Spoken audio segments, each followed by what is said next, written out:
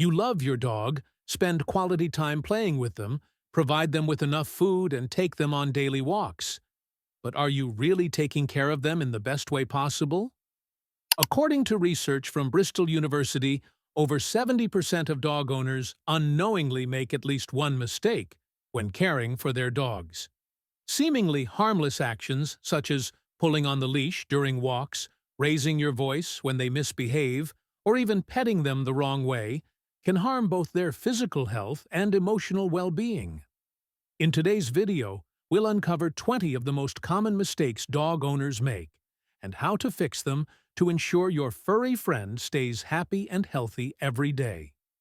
Plus, we'll highlight mistake number 8, which 90% of dog owners make without even realizing it. Now let's begin with the first mistake, an innocent action that can have a big impact on your dog's health and emotional state. Have you ever been out on a walk, your dog gets distracted by a smell, and you give the leash a quick tug to get them moving again? Maybe they're pulling too hard toward another dog, and you instinctively yank back to keep control. It feels like nothing, just part of walking a dog, right? But here's what you don't see. Every time you pull that leash, your dog feels a sharp pressure right at one of the most vulnerable spots on their body. According to a veterinary study, that sudden force on a collar can damage the trachea, compress blood vessels, even put strain on the cervical spine. Small breeds like pugs, chihuahuas, and poodles are especially at risk. One strong pull can contribute to a collapsed trachea, something that can make breathing painful for the rest of their life. And here's the part that's harder to measure: the emotional hit. That jolt doesn't just stop their movement, it chips away at how safe they feel with you. Think about it. Walking should be one of your dog's happiest moments.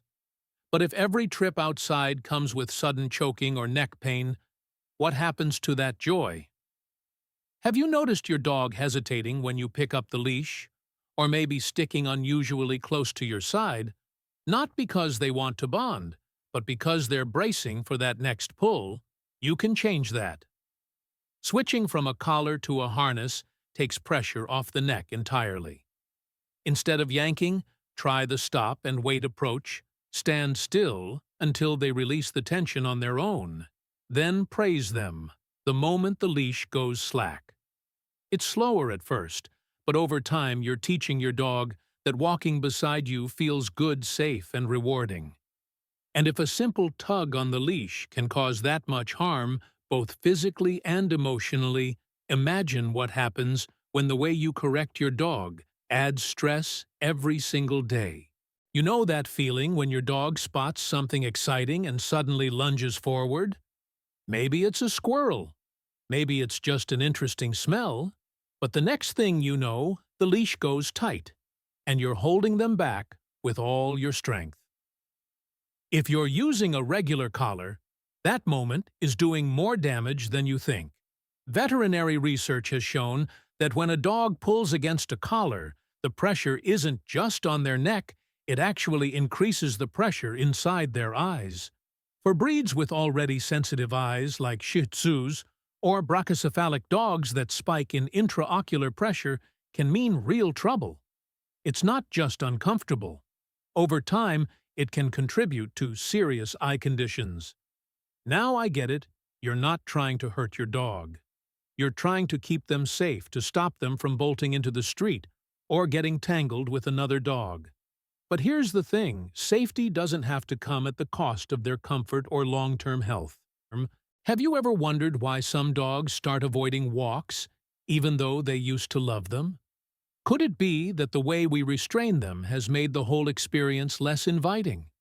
A well-fitted, no-pull harness changes everything. It spreads the pressure across the chest and shoulders instead of the neck, which means no choking, no eye strain, and no hidden injuries building up over time. Pair that with a little leash training, rewarding them when they walk calmly by your side, and you'll notice the difference in how relaxed they are on walks. And as you make that change, keep this in mind: some dogs carry risks you can't see at all, and one wrong move can trigger a lifetime of breathing problems. So, let's talk about that invisible danger next. Some dangers don't make a sound. You can't see them in the moment, and your dog can't tell you what's happening. If you've ever owned a small breed like a pug, a chihuahua, or a poodle, you already know they can be delicate. But here's what a lot of people don't realize. Every time you put pressure on their neck, you could be nudging them closer to a collapsed trachea. A collapsed trachea isn't just an inconvenience. It's a condition that can turn something as simple as breathing into a daily struggle. Dogs with this problem often develop a harsh, honking cough. Sometimes it's triggered by excitement, sometimes just by walking on a leash. And once it starts, there's no real cure, only management.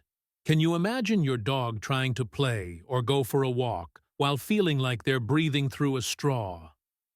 The hardest part is that you might not even notice it in the early stages. Maybe you've brushed off that little cough they make after pulling on the leash, thinking it's nothing. But what if that's their way of saying, "This hurts me"? How long would you want to wait before doing something about it? The fix here is simple but urgent. Take all pressure off their neck.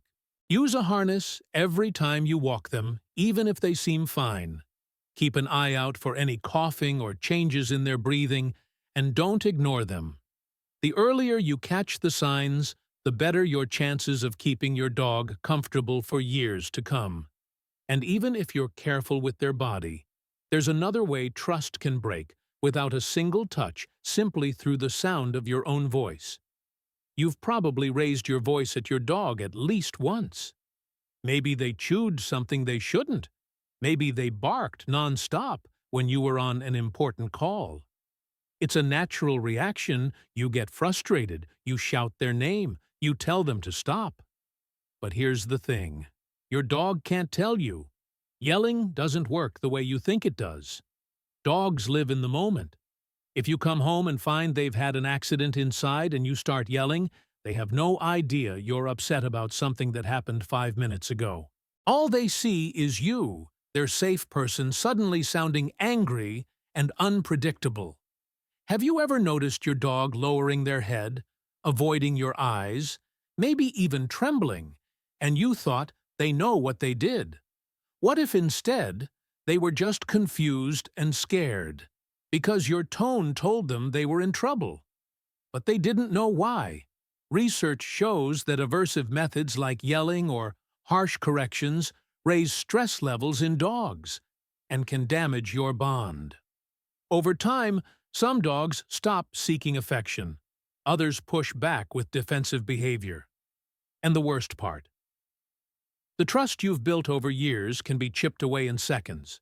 The better way is to control your voice. Firm, but calm. Correct in the moment, then guide them toward the behavior you want. If they're chewing the wrong thing, redirect them to a toy and praise them when they take it. That's how they learn, not through fear, but through clarity and safety.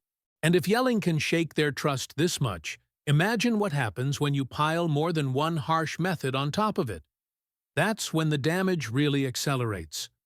If yelling once in a while can shake your dog's trust, what do you think happens when you use more than one harsh method over and over? Maybe you've combined yelling with leash jerks. Or maybe you've used a spray bottle, a loud noise, and a stern scolding all in the same week. You might think you're being consistent, that you're just making the point, but to your dog, it feels like the rules are constantly wrapped in fear. Studies from Bristol University found that dogs who experience multiple aversive methods don't just get stressed in the moment, they start to think differently. They become more pessimistic. In other words, when given the choice to try something new or to avoid it, they're more likely to avoid. Not because they're stubborn, not because they're lazy, but because they've learned the world and sometimes you aren't safe to take risks with. Think about the everyday impact of that. A dog who's hesitant to explore, hesitant to try a new toy, or even hesitant to come when you call, not because they don't want to, but because they're bracing for a negative outcome. Is that the relationship you want? Is that the life you pictured when you first brought them home? You have the power to change it. Drop the punishment stack. Focus on one clear, positive teaching method. Reward what you want more of. Ignore or redirect what you don't. Every time you choose positive reinforcement over fear, you're showing your dog that trying is safe, and safe is what builds trust. And that trust gets tested the most in moments you might not even think about, like when you're at the vet's office and your own stress spills over onto them. That's where we're heading next. You've been in the waiting room at the vet before, right? Your dog's tail is low, their ears are back. Maybe they're panting even though it's not hot. You can feel your own anxiety creeping in. You hate seeing them like this, so you tense up. You grip the leash tighter. Maybe your voice gets sharper without you realizing it. And your dog, they notice. They notice everything. A study in the veterinary journal showed that when owners displayed negative body language or a harsh tone during vet visits, their dog's anxiety visibly increased. Think about that. In a place where they're already stressed, surrounded by new smells, strange animals, and people in scrubs, you're the one signal they're looking to for safety. If that signal says "I'm scared too," what happens to their trust? Have you ever seen your dog glance up at you in those moments, almost asking, "Are we okay?" How do you think they feel if your face says no? If the person they depend on for reassurance is radiating tension? What choice do they have but to brace for the worst? The fix isn't about pretending you're not worried. It's about showing them calm. Keep your shoulders loose. Use a steady, warm tone. Bring treats they love. And give them, for every little cooperation, stepping on the scale, letting the vet touch their ears, sitting still for an exam. You become the safe place in the middle of all that strangeness. And here's the thing. Fear doesn't just happen at the vet. Sometimes it starts right in your own home when you treat their fears like a joke. That's the next mistake you can't afford to keep making. You've seen it before. Your dog spots the vacuum cleaner and freezes, or a thunderstorm rolls in and they run to hide. Maybe it's a harmless object to you, something you even find a little funny. You laugh, you tease, you bring it closer, just to see their reaction. But here's what you might not realize in that moment. You're not showing them that it's safe. You're proving their fear is real. Behavior guidelines from the American Animal Hospital Association make it clear teasing or overwhelming a dog with the thing they fear. What trainers call flooding doesn't make them braver. It makes the fear stick deeper. Every time you push them past their comfort zone without support, you're teaching them that when they feel scared, you won't help. How long do you think it takes for that lesson to seep into every part of your relationship? Picture it from their perspective. They see you as their safe place, the one who will protect them. If that safe place turns into the one who fuels their fear, where do they go for comfort? Have you ever had someone dismiss your fear instead of listening? How did that feel? The better way is slower, and it's built on trust. Let them approach the scary thing on their own terms. Pair it with something good, treats praise play, so their brain starts connecting it with safety instead of threat. Every time they look to you for reassurance, and you give it, you're telling them, "I've got you. You can trust me in the hard moments." But as powerful as fear of objects or sounds can be, there's one fear that runs deeper than all of them. And if you're not careful, it can quietly undo every ounce of trust you've built. That's mistake number 8, and it's the one that breaks the most hearts. This is the one that hurts the most. You can get almost everything else right. Feed them well, walk them every day, play with them often, but if you get this wrong, it can still shatter their trust. I'm talking about leaving them alone for too long. You might think your dog understands you'll be back. You pick up your keys, you head out the door, you come home hours later, and they're there, wagging their tail, excited to see you. But what happens in the time between? Research shows separation anxiety isn't rare, it's underreported. Many dogs spend those hours pacing, howling, chewing, or just lying there in quiet distress. That wagging tail when you walk in isn't always pure joy. It can also be relief that the waiting is finally over. Have you noticed them getting anxious the moment you put on your shoes? Maybe they follow you from room to room before you leave. What if those little signs aren't quirks but warnings? How would it feel if the one you trusted most disappeared for hours and you had no way of knowing when or if they'd come back? It's not about never leaving. It's about leaving in a way that keeps them feeling safe. Give them a space that smells like you, with a bed they love and toys that keep their mind busy. Train them to handle short absences before you expect them to be okay for a whole day. And remember, enrichment matters: soft music, puzzle feeders, even a treat hidden for them to find. All of this tells them, you're safe until I'm back. Because here's the truth: fear of being abandoned doesn't just live in those hours you're away. If it grows strong enough, it seeps into every moment you are together. And that's why the next mistake is so dangerous. It's what happens when you fail to make them feel secure, even when you are home. You might think separation anxiety only matters when you're out of the house, but for a lot of dogs the feeling lingers even when you're home. That's what happens when they don't have a safe space of their own. Think about it. Where does your dog go when they need a break? When the house is noisy, or visitors are over, or something startles them? If the answer is nowhere, then in their world, there's no guaranteed spot where they can fully relax. And if they can't relax, how can they ever truly feel secure? The Humane Society recommends giving your dog a designated space that's always theirs. It could be a quiet corner, a comfy bed, even a crate if it's introduced the right way. This isn't about shutting them away. It's about giving them control. A place they can choose when they want peace, and a place they can trust will still be there tomorrow. Have you noticed how your dog sometimes follows you from room to room, even when you're not doing anything exciting?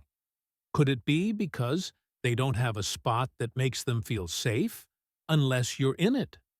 When you build that safe space, you're telling your dog, you have somewhere you belong, even when I'm not right next to you. That feeling of security doesn't just help them. When you leave, it changes how they carry themselves all the time. A dog with a safe space walks into the world with more confidence because they know they have somewhere to retreat. But even the safest space won't protect their trust if you do this next thing, a mistake that comes from love, but ends up feeling like a trap. And once they've learned to fear it, you'll see it in every tense muscle and averted gaze. You know that feeling when you hug someone because you love them, but they stiffen up instead of leaning in. Dogs can feel that too, and it's easy to miss the signs. You see them as your best friend, your family, so you wrap your arms around them, maybe even hold them tight when they're scared, thinking you're offering comfort. But for a lot of dogs, that kind of restraint doesn't feel like love. It feels like being trapped. Studies in veterinary behavior show that when dogs are restrained against their will, their stress levels spike. Some freeze, some squirm, and some even resort to snapping, not out of malice, but out of fear. Have you ever noticed your dog licking their lips, yawning, or turning their head away when you hold them close? Those aren't random quirks. They're ways of saying, I'm not comfortable with this. And here's the tricky part. If you ignore those signals long enough, they may stop giving them. Not because they've learned to enjoy it, but because they've learned there's no point in resisting.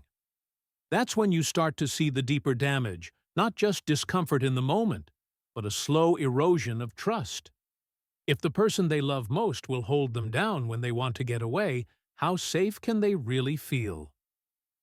The fix is simple. Let them choose. Let your dog come to you for contact. When they lean in, rest their head on you, or nuzzle your hand. That's their way of saying yes. And when they pull away, respect it. You'll be surprised how much more affection they offer when they know it's always their choice. But there's an even more extreme form of restraint that can break trust in seconds, and it often happens in moments you think you're just getting it over with. That's where we're heading next. Sometimes it's not a warm hug that makes your dog feel trapped. It's the kind of hold that takes away all of their options in an instant. Maybe you've had to clip their nails, clean their ears, or give them medication, and you've wrapped your arms around them or held their muzzle so they couldn't move. You tell yourself, it's quick, it's necessary, it's no big deal. But for your dog, that moment can feel like panic. Recent behavior studies show that dogs respond far more negatively to full body or muzzle restraints than to minimal handling. It's not just that they don't like it, it's that it strips away their sense of control. Have you ever been in a situation where someone physically stopped you from moving, even if they meant well? Did you feel calm, or did you feel your heart rate spike?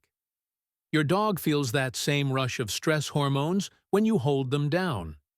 The problem is, once they've linked that panic to you, they don't forget it easily.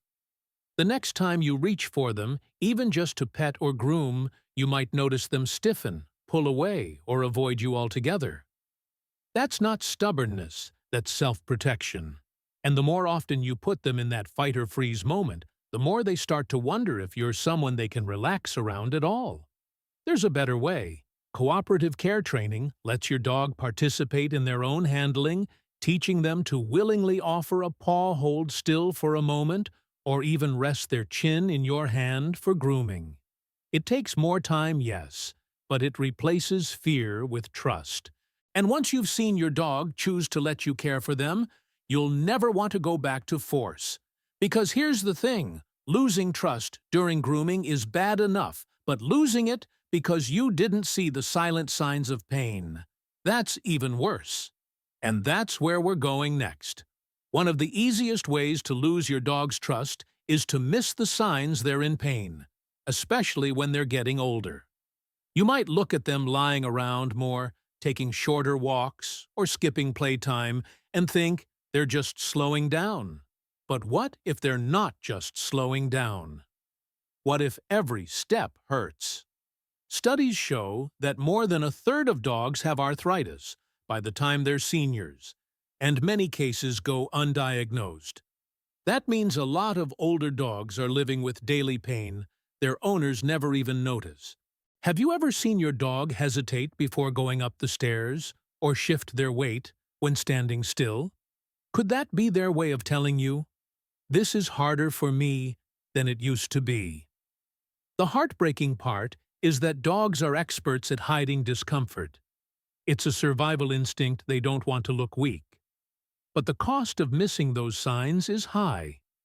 If they feel pain every time you take them for a long walk, every time you toss the ball, or every time they have to jump into the car, it's not just their body that suffers. They start associating those activities and you with discomfort. And when that happens, their world gets smaller, not because they don't want to be with you, but because being with you has started to hurt. You can change that.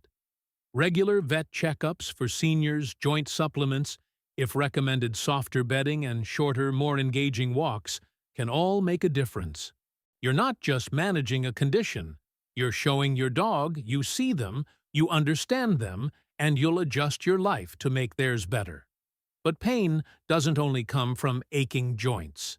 As your dog ages, other senses begin to fade, and if you miss those changes, you can scare them without even meaning to. That's the next mistake you need to know about. As dogs get older, their world can quietly change in ways you don't always notice. One day, they're bounding toward you the moment you call their name, and the next, they don't react right away. You might think they're ignoring you, but what if they simply didn't hear you? Or maybe they startled when you walked past because their vision isn't what it used to be. Research shows that senior dogs often lose parts of their hearing and sight, and it doesn't happen overnight, it's gradual. That means they might spend months silently adapting learning to navigate the house more by memory than by sight, or watching your body language instead of listening for your voice. Have you ever approached your dog from behind and seen them flinch? Could it be because they didn't realize you were there until the last second? The danger is when you miss these changes, you can accidentally make them feel unsafe in their own home. Waking them suddenly touching them without warning, or moving furniture they've memorized can all add stress they don't need. And over time, that stress can chip away at the sense of comfort and trust you've built over years. You can make a huge difference with small adjustments. Call their name before you walk into the room. Step into their line of sight before reaching out to pet them. Keep familiar pathways clear so they can move around without surprises. These moments tell your dog, I know what you're going through and I'm here to make it easier. But sometimes the problem isn't about what they can't see or hear, it's about what you're doing too much of. And in the case of the next mistake, more is definitely not better. You probably think that bathing your dog often is a good thing. After all, we bathe regularly to stay clean, so it makes sense to do the same for them. Right. But here's the part. Most owners don't realize. Your dog's skin isn't like yours. Every bath strips away not just dirt, but the natural oils that protect their coat and skin. Wash too often, and you're not making them healthier, you're actually making them more vulnerable. Studies on canine skin health show that frequent bathing can disrupt the natural balance of their skin microbiome, leaving them itchy, flaky, or prone to infections. Have you ever noticed your dog scratching more after a bath? Or their coat losing that healthy shine? Could it be that you're cleaning them so much that you're taking away what nature put there to protect them?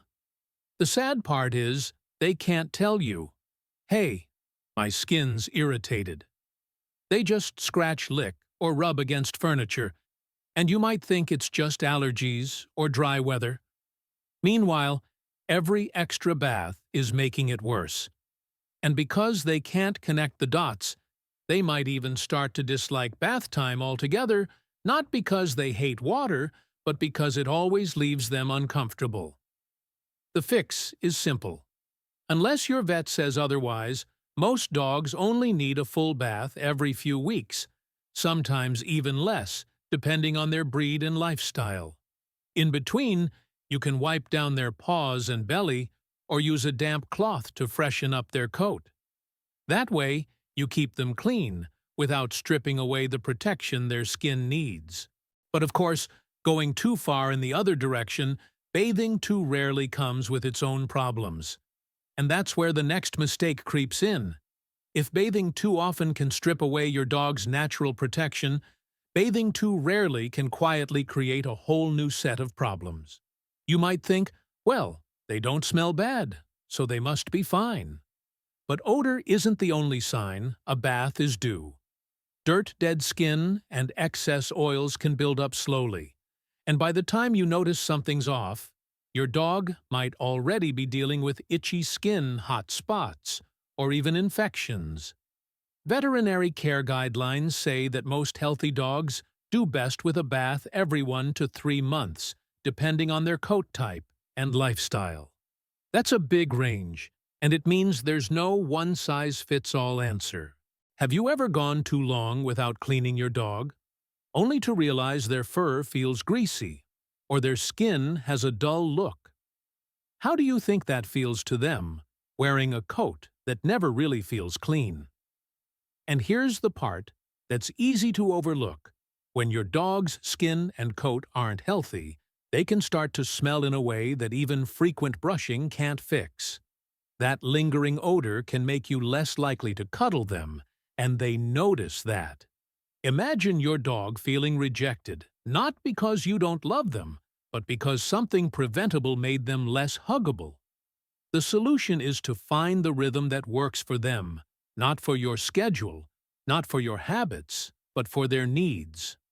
Watch how they respond after a bath. Learn the sweet spot where their coat stays clean, their skin stays healthy, and bath time isn't a source of stress. But as much as physical care matters, trust can break in a completely different way, through the words you choose and how you use them. And that's where the next mistake can quietly unravel the bond you've built. You talk to your dog every day.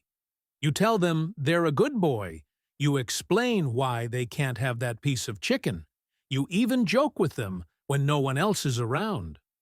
And of course, they tilt their head, wag their tail, maybe even bark back. It feels like they understand every word. But here's what the science says they don't. Not all of it, anyway. Dogs process our words and our tone in different parts of their brain. That means they might catch one or two familiar words, but the rest of the sentence is just noise to them. If you're giving them a command or correcting them with a long explanation, you're not helping them understand, you're confusing them. Have you ever told your dog something like, "I told you not to do that," only to watch them stare at you blankly or wander off? Do you think that's defiance, or could it be that they simply have no idea what you mean? The problem with long, unclear communication is that it slows down learning and chips away at trust. Your dog wants to get it right, but if they can't figure out what you want, frustration builds on both sides. And when you're frustrated, your tone changes. You sigh, your voice sharpens, and before you know it, the message they're getting isn't. Here's what to do. It's "you're in trouble." You can fix this by keeping it short and consistent. One or two clear words paired with the same tone and body language every time. Reward the behavior you want. Over time, those simple cues become second nature to both of you. And when your dog knows exactly what you're asking, they can finally relax into the relationship instead of always guessing. But even the clearest command won't save trust if you make this next mistake, one that can turn a peaceful nap into a moment of fear in less than a second. There's a special kind of peace when your dog is sleeping. Maybe they're curled up in their bed. Maybe they're sprawled out on the couch, breathing slow and deep. You walk by and see them, and you just can't resist. You reach out and touch them, maybe even give them a little shake to wake them up. But what you see as affection or play can feel completely different to them. When a dog is in deep sleep, their body and brain are in full rest mode. Waking them suddenly can trigger a startle reflex, the same instinct that kept their wild ancestors alive. For some dogs, especially seniors, or those with hearing or vision loss, that reflex can make them snap before they even realize it's you. Have you ever had someone startle you awake so suddenly that your heart pounded and you didn't know where you were for a moment? How do you think your dog feels when that happens? It's not that they don't trust you. It's that in that split second between sleep and wakefulness, instinct kicks in before recognition does. And if it happens often enough, they can start to associate your approach with that jolt of fear even when they're awake. You can prevent that so easily. Call their name softly from a distance. Let them smell you before you touch them.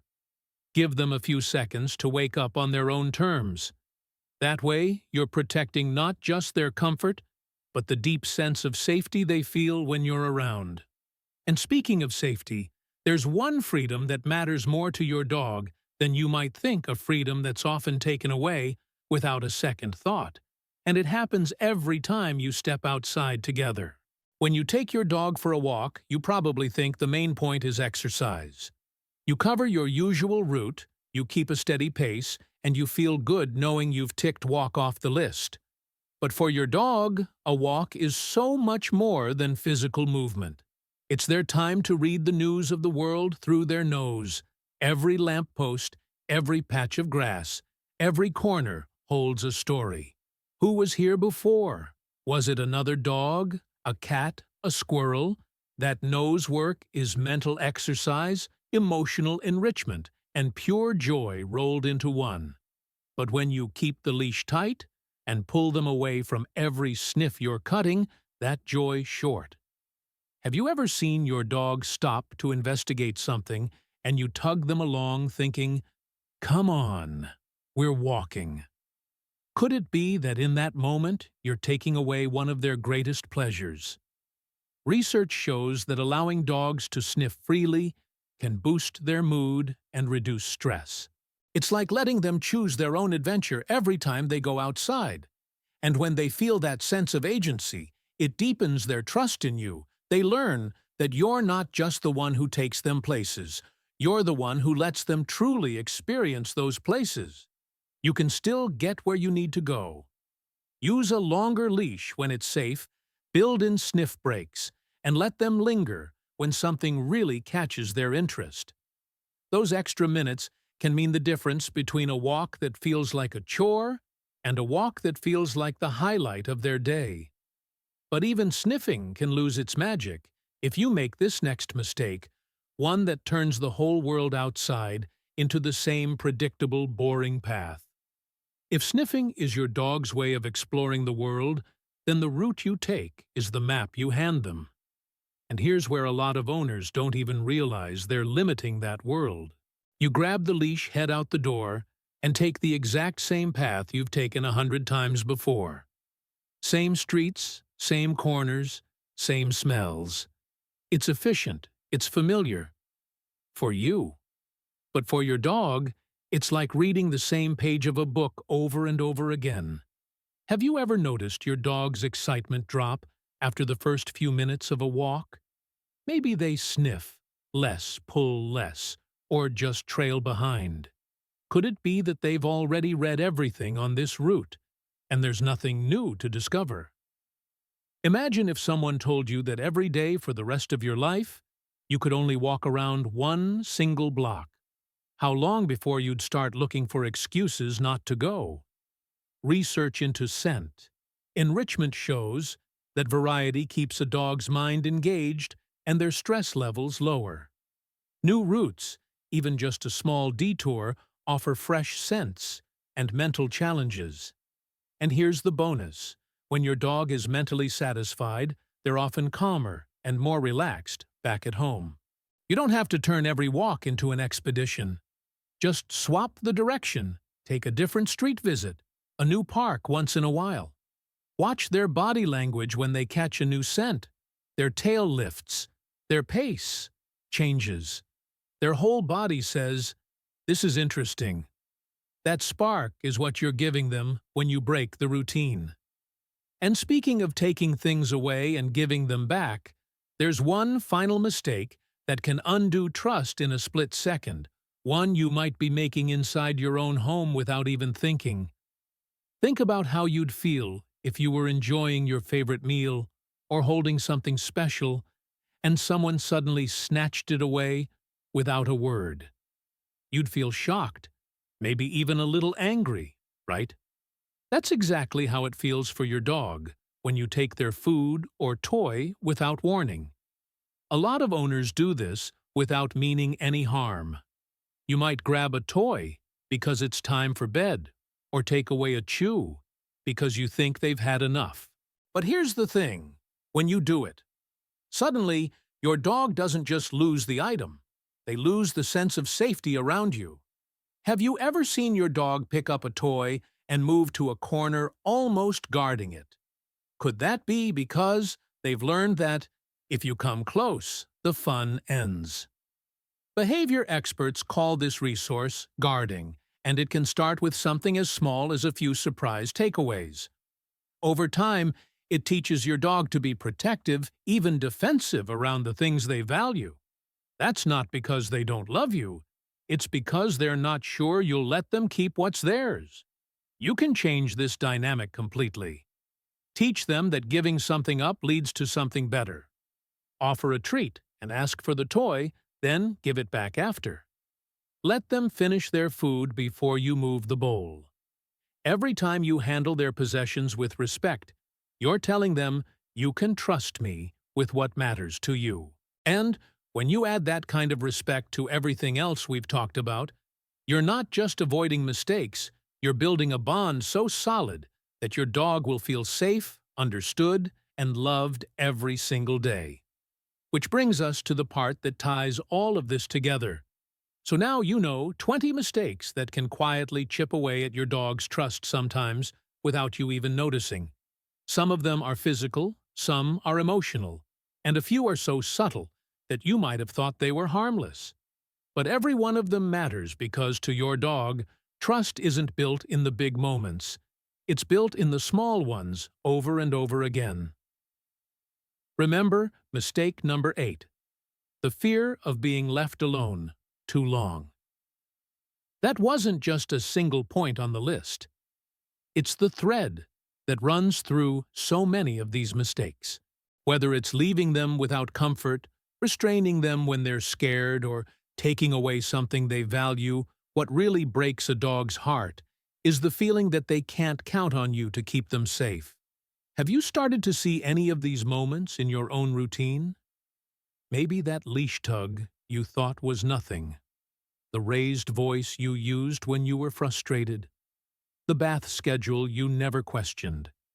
How many of those have you been doing not out of neglect, but out of habit? And now that you see them, what will you do differently?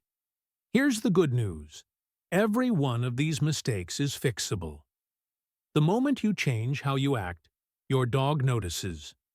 They notice when the walk is calmer, when the bath leaves them comfortable, when you let them sniff longer when you wait for them to wake up instead of startling them. Every time you choose patience over frustration, clarity over confusion, and respect over control, you're giving them one more reason to trust you. One day you'll look back and realize those little adjustments weren't just about better behavior or fewer problems. They were about building a life together where your dog feels safe in every moment, even the quiet ones. And isn't that what you wanted from the start? A bond that doesn't break no matter what. So here's my challenge to you. Pick one of these 20 mistakes and change it today. Then another tomorrow. Watch how your dog responds. Listen to what they're telling you. Not with words, but with their body, their eyes, and the way they stay close even when they don't have to. Because the truth is, your dog doesn't care if you're perfect. They just need to know you're paying attention, that you're trying, and that you'll be there not just in body, but in the way you show them every day that they can trust you. And if you want to take that trust even further, stick around.